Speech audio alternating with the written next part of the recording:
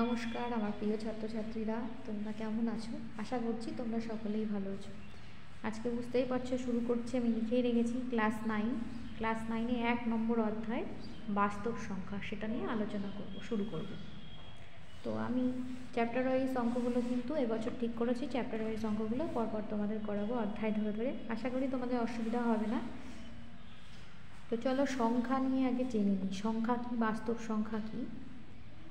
আমরা যে সংখ্যাগুলো নিয়ে ছোটোবেলা থেকে শিখে এসেছি না, সেই সংখ্যাগুলোই বাস্তব সংখ্যা। যে সংখ্যাগুলোকে আমরা কোনো কিছু গোনার কাজে ব্যবহার করি, যোগ বিয়োগ গুণ ভাগ করে যে সংখ্যাগুলো পাই, সেগুলোই হচ্ছে বাস্তব সংখ্যা। বাস্তব সংখ্যাকে রিয়েল নাম্বার আর দিয়ে প্রকাশ করা হয়। এবার দেখো বাস্তব সংখ্যার মধ্যে কি কি আছে সেগুলো আগে জেনে নেব। প্রথমে দেখো আছে কি স্বাভাবিক সংখ্যা বা ন্যাচারাল নাম্বার। স্বাভাবিক সংখ্যা বা ন্যাচারাল নাম্বার কি? গণনা করা থেকে এই সংখ্যাগুলো সৃষ্টি হয়েছে। আমরা যখন কোনো জিনিস গুনতে শুরু করি তখন আমরা সবসময় কিন্তু 1 থেকেই গোনা শুরু করি। ক্লাসে যখন রোল কল করা হয় তখন কিন্তু 1 থেকেই কাউন্ট, যে কোনো জিনিস যখন আমরা কাউন্ট করি, গুনি, সর্বদা আমরা 1 থেকেই শুরু করি। তাহলে 1 2 3 4 এইভাবে চলতে থাকবে। এই সংখ্যাগুলোকে আমরা বলবো গণনার সংখ্যা বা স্বাভাবিক সংখ্যা। স্বাভাবিক সংখ্যা কিন্তু শুরু হচ্ছে 1 থেকে, স্টার্ট হচ্ছে 1 থেকে। তাই স্বাভাবিক সংখ্যাদের মধ্যে সব থেকে ছোট সংখ্যা কী হবে? 1 হবে। কিন্তু সব থেকে বড় সংখ্যা কী সেটা কিন্তু বলতে পারবো না। সব থেকে বড় স্বাভাবিক সংখ্যা কোথায় গিয়ে শেষ হবে সেটা আমরা বলতে পারবো না। স্বাভাবিক সংখ্যার ইংরেজি যেহেতু ন্যাচারাল নাম্বার, সেই জন্য স্বাভাবিক সংখ্যার যে দল সেটাকে আমরা কিন্তু ক্যাপিটাল এন দিয়ে লিখব, বড় হাতের এন অক্ষর দিয়ে আমরা প্রকাশ করব। স্বাভাবিক সংখ্যার দলটা দেখো লিখেছে, এটা কিন্তু শেষ হবে না, শুরুটা ঠিক আছে। সব থেকে ছোট স্বাভাবিক সংখ্যা 1, কিন্তু সব থেকে বড় স্বাভাবিক সংখ্যা কী হবে সেটা আমরা কেউ জানি না। তাহলে আমরা স্বাভাবিক সংখ্যা বা গণনার সংখ্যা চিনে নিলাম, তাকে এন দিয়ে প্রকাশ করা হয়। এরপরে দেখো আরেকটা সংখ্যা অ্যাড করব, যেটা আমরা সবসময় ব্যবহার করে থাকি, 0। এই যে স্বাভাবিক সংখ্যা, নিচের ছবিটা দেখো, এই যে ট্রায়াঙ্গেলটা আছে, ত্রিভুজটা আছে, এই বৃত্তের ভেতরে যে সংখ্যাগুলো আছে সার্কেলটার ভেতরে, সেগুলো কিন্তু সব স্বাভাবিক সংখ্যা। তার সঙ্গে একটা সংখ্যা অ্যাড করা হলো, 0 অ্যাড করা হলো। মানে এবার সংখ্যাগুলো শুরু করছি 0 থেকে, 0 1 2 3 4 করে কন্টিনিউ চলছে। এই সংখ্যাগুলোকে আমরা বলবো অখণ্ড সংখ্যা। অখণ্ড সংখ্যাকে ইংরেজিতে বলা হয় হোল নাম্বার। 0 তো স্বাভাবিক সংখ্যা নয়, আমরা দেখে নিলাম। এখানে একটা প্রশ্ন আছে, 0 কি স্বাভাবিক সংখ্যা? না, 0 স্বাভাবিক সংখ্যা নয়। 0 1 2 3 এরা অখণ্ড সংখ্যা। তার মানে আমরা 1 2 3 4 5 6 এগুলোকে স্বাভাবিক সংখ্যাও বলতে পারি, আবার অখণ্ড সংখ্যাও বলতে পারি, কিন্তু 0কে আমরা স্বাভাবিক সংখ্যা বলতে পারবো না। তাহলে স্বাভাবিক সংখ্যার দলে 0 রাখলে অখণ্ড সংখ্যার দল পাবো, অর্থাৎ 0 এবং স্বাভাবিক সংখ্যাগুলিকে মিলে অখণ্ড সংখ্যা বলা হয়। অখণ্ড সংখ্যার ইংরাজি হচ্ছে হোল নাম্বার, সেই জন্য অখণ্ড সংখ্যার দলকে W দিয়ে লেখা হয়। অখণ্ড সংখ্যা তাহলে শুরু হচ্ছে 0 থেকে, তাহলে সব থেকে ছোট অখণ্ড সংখ্যা হচ্ছে 0। সব থেকে বড় অখণ্ড সংখ্যা বলতে পারবো না, যেমন স্বাভাবিক সংখ্যা আমরা বলতে পারি না। এবার চলে আসি কিছু ধর্ম। দুটি স্বাভাবিক সংখ্যার যোগফল সর্বদা স্বাভাবিক সংখ্যা হবে। যে কোনো একটা স্বাভাবিক সংখ্যা, ধরো আমি 5 ধরলাম, আরেকটা স্বাভাবিক সংখ্যা আমি 6 ধরলাম, তাহলে 5 আর 6 যোগ করে 11, সেটাও স্বাভাবিক সংখ্যা। তাহলে দুটি স্বাভাবিক সংখ্যার যোগফল সর্বদা স্বাভাবিক সংখ্যা হবে। অনুরূপভাবে যে কোনো দুটি অখণ্ড সংখ্যার যোগফল সর্বদা অখণ্ড সংখ্যাই হবে। ধরো একটা অখণ্ড সংখ্যা 0 ধরলাম, একটা 6 ধরলাম, 0 আর 6 যোগ করে 6 হচ্ছে, সেটাও অখণ্ড সংখ্যা। আমি যে কোনো দুটি স্বাভাবিক সংখ্যা বা অখণ্ড সংখ্যা গুণ করিও কী কী পাই? দুটো অখণ্ড সংখ্যার বা দুটো স্বাভাবিক সংখ্যার গুণ করলেও ওই স্বাভাবিক সংখ্যাই পাবো, অখণ্ড সংখ্যায় পাবো। মানে স্বাভাবিক সংখ্যার গুণ করলে স্বাভাবিক সংখ্যা পাবো, অখণ্ড সংখ্যার গুণ করলে আমরা অখণ্ড সংখ্যায় পাবো। তাহলে দুটি স্বাভাবিক সংখ্যার গুণফল সর্বদা, এখানে বক্সটাতে হবে স্বাভাবিক। দুটি অখণ্ড সংখ্যার গুণফল অখণ্ড সংখ্যা, জেনে গেলাম। এবার দুটো স্বাভাবিক সংখ্যার বিয়োগফল কিন্তু স্বাভাবিক নাও হতে পারে। যেমন একটা স্বাভাবিক সংখ্যা নেওয়া হয়েছে 65, আরেকটা নেওয়া হয়েছে 385। এবার দেখো এই দুটো যদি আমরা বিয়োগ করি, -320 আসছে। মাইনাস হলে কিন্তু স্বাভাবিক সংখ্যা হবে না। তার মানে আমরা কি পেলাম? দুটি স্বাভাবিক সংখ্যার বিয়োগফল সর্বদা স্বাভাবিক সংখ্যা হয় না। এটা আমরা স্বাভাবিক সংখ্যার একটা বিশেষ ধর্ম পেলাম। অখণ্ড সংখ্যার ক্ষেত্রেও কিন্তু একই হবে। ধরো অখণ্ড সংখ্যা, কারণ এরা স্বাভাবিক, এরাও তো অখণ্ড সংখ্যা, তাহলে এদের এই বিয়োগফলটা যদি -320 আসে, এটাও অখণ্ড সংখ্যা নয়, তাহলে দুটি অখণ্ড সংখ্যার বিয়োগফলও সর্বদা অখণ্ড সংখ্যা হয় না। তাহলে -320 পেলাম, এটা কি ধরনের সংখ্যা? এটার একটা নতুন নামকরণ হলো পূর্ণ সংখ্যা। দেখো পূর্ণ সংখ্যার সেটটা দেখো আরও বড়, এটা একটা আয়তাকার।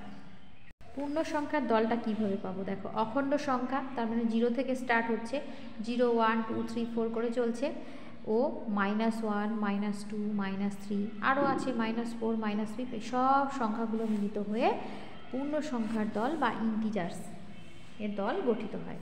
পূর্ণ সংখ্যার দলকে সাধারণভাবে ইংরাজি বর্ণমালার জেড অক্ষর দ্বারা চিহ্নিত করা হয়। দেখো আমরা এখানে যদি একটা আয়তাকার চিত্র লক্ষ্য করি, পিঙ্ক কালারের যে আয়তাকার চিত্রটা আছে, দেখো এই আয়তাকার চিত্রের ভেতরে একটা ট্রায়াঙ্গেল মানে ত্রিভুজ আছে, তার ভেতরে একটা বৃত্ত আছে। দেখো পরিধিটা কেমন, সব থেকে ছোট হচ্ছে স্বাভাবিক সংখ্যার দল, তার সঙ্গে 0 অ্যাড করে একটু বড় হলো অখণ্ড সংখ্যা বা হোল নাম্বার, তার সঙ্গে -1 -2 -3 -4 -5 -6 আরও মাইনাস মানে ঋণাত্মক সংখ্যাগুলো যুক্ত হয়ে বড় একটা আয়তাকার একটা সংখ্যার দল হলো, সেই দলটাকে পুরোটাকে আমি বলছি পূর্ণ সংখ্যা। তার মানে স্বাভাবিক এই এখানে কিন্তু 3টা সংখ্যার দল আছে, সব থেকে ছোট স্বাভাবিক সংখ্যার দল, তার থেকে একটু বড় অখণ্ড সংখ্যার দল, তার থেকে বড় হচ্ছে পূর্ণ সংখ্যার দল। পূর্ণ সংখ্যার দলের মধ্যে দেখো 3 ধরনের সংখ্যা আছে, একটা শূন্য, একটা ধনাত্মক, আর এক ধরনের হচ্ছে ঋণাত্মক। এইখানে বক্সের মধ্যে সুন্দর করে বলে দেওয়া আছে। পূর্ণ সংখ্যার দলে দেখছি কিছু সংখ্যা শূন্য অপেক্ষা বড়, আবার কিছু সংখ্যা শূন্য অপেক্ষা ছোট। এদের কি বলা হয়? শূন্য অপেক্ষা বড় পূর্ণ সংখ্যা, অর্থাৎ 1 2 3 4 যেগুলোকে আমরা অখণ্ড শূন্য থেকে বড় অখণ্ড সংখ্যা বা স্বাভাবিক সংখ্যা বলি, তাদের আরেকটা নাম আছে, সেটা হচ্ছে ধনাত্মক পূর্ণ সংখ্যা বা পজিটিভ ইন্টিজার্স। আর শূন্যর থেকে যারা ছোট -1 -2 মানে নেগেটিভ যারা, তাদেরকে বলা হয় ঋণাত্মক পূর্ণ সংখ্যার দল। তাহলে পূর্ণ সংখ্যার দল হচ্ছে 3 রকমের হবে, একটা ধনাত্মক পূর্ণ সংখ্যার দল, একটা ঋণাত্মক পূর্ণ সংখ্যার দল, আর একটা হচ্ছে শূন্য একক। শূন্য কিন্তু এমন একটা পূর্ণ সংখ্যা যেটা ধনাত্মকও নয় আবার ঋণাত্মকও নয়, ও একাই। তাহলে আমরা 3 রকমের পূর্ণ সংখ্যা পেলাম, একটা ধনাত্মক পূর্ণ সংখ্যা, একটা শূন্য, আর একটা ঋণাত্মক পূর্ণ সংখ্যা। আর পূর্ণ সংখ্যার দলকে আমরা জেড অক্ষর দিয়ে প্রকাশ করব।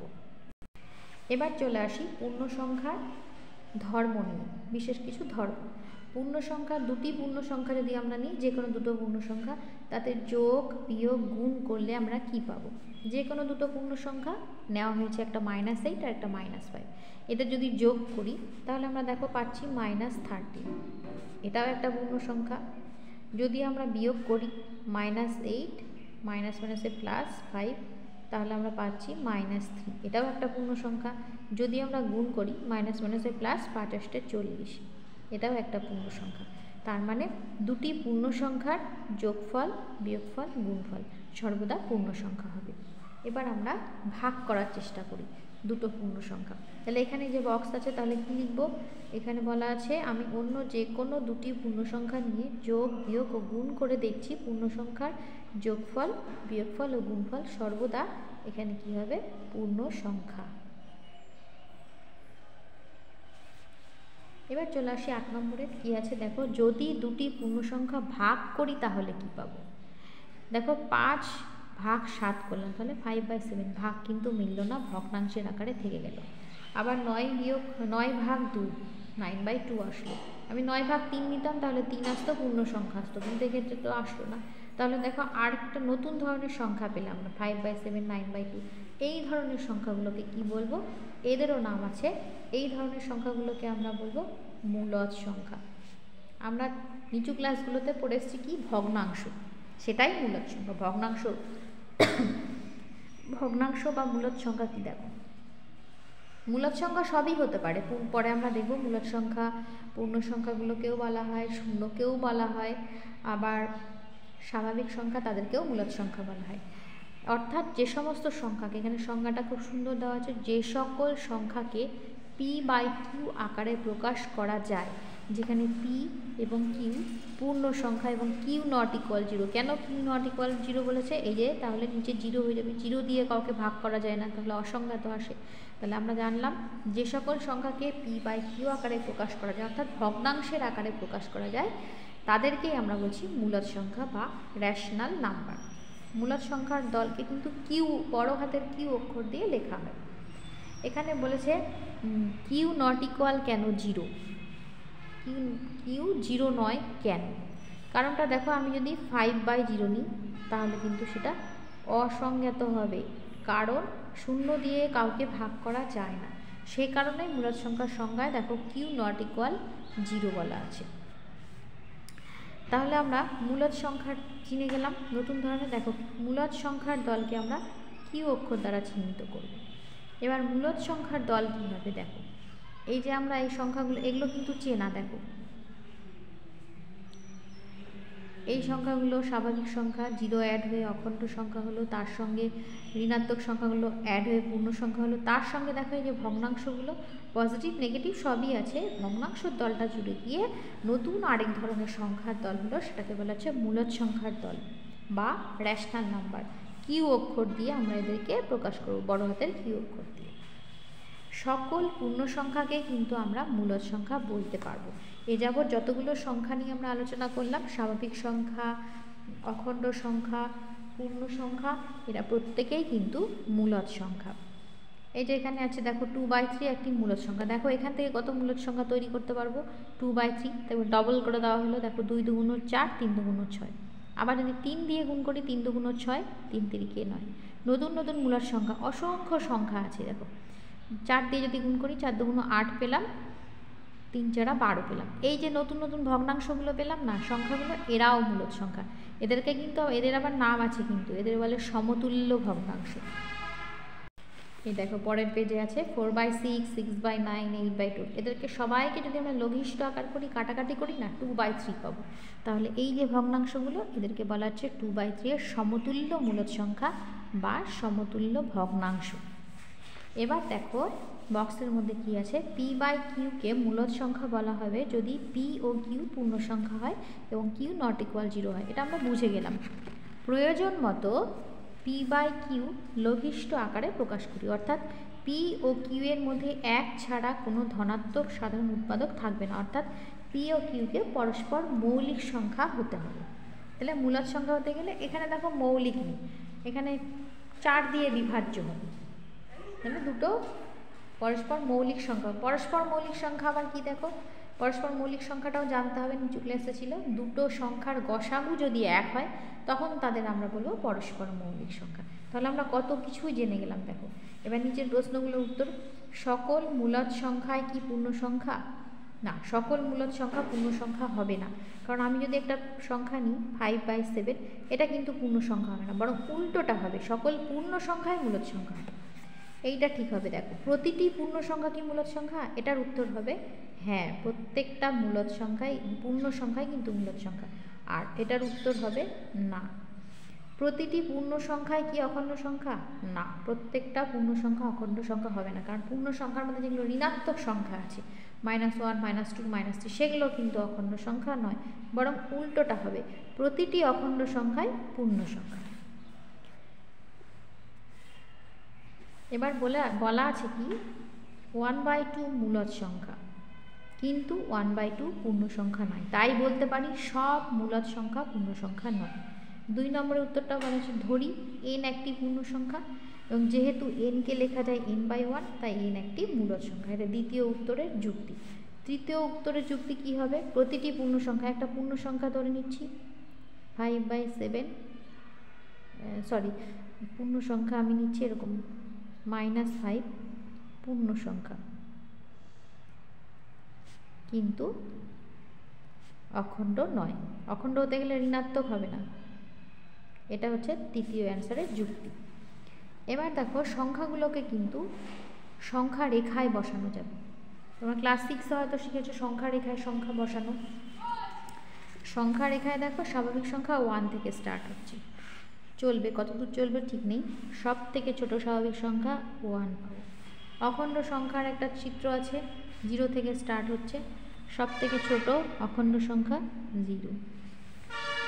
আর পূর্ণ সংখ্যা সেটটা দেখো, এটা আর শেষ হবে না, মিডিলে 0 থাকলেও বাম দিকে -1 -2 -3, বাম দিকে যত বাম দিকে যাব তত প্রসারিত হবে, ডান দিকেও তাই, যত ডান দিকে যাব তত প্রসারিত হবে। তাহলে পূর্ণ সংখ্যার কিন্তু সবচেয়ে ছোট পূর্ণ সংখ্যা ও সবচেয়ে বড় পূর্ণ সংখ্যা আমরা কখনোই পাবো না।